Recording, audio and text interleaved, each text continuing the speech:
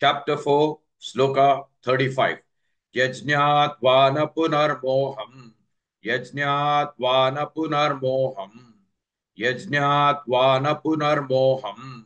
Evam yasyasi Pandava. Evam yasyasi Pandava. Evam yasyasi Pandava.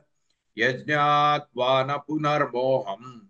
Evam yasyasi Pandava.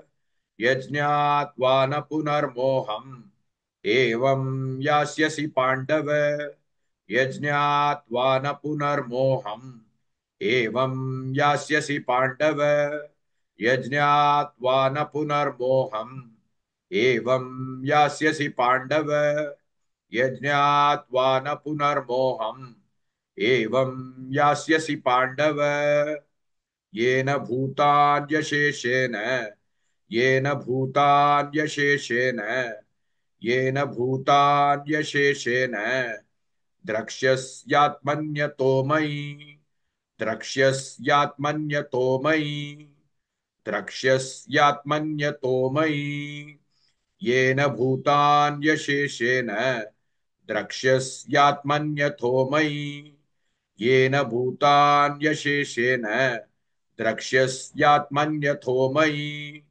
येन भूतान्यशेषेण द्रक्ष्यस्यात्मन्यतो मयि येन भूतान्यशेषेण द्रक्ष्यस्यात्मन्यतो मयि येन भूतान्यशेषेण द्रक्ष्यस्यात्मन्यतो मयि यज्ञात्वा न पुनर्मोहम् एवं यास्यसि पाण्डव येन भूतान्यशेषेण द्रक्ष्यस्यात्मन्यतो मयि.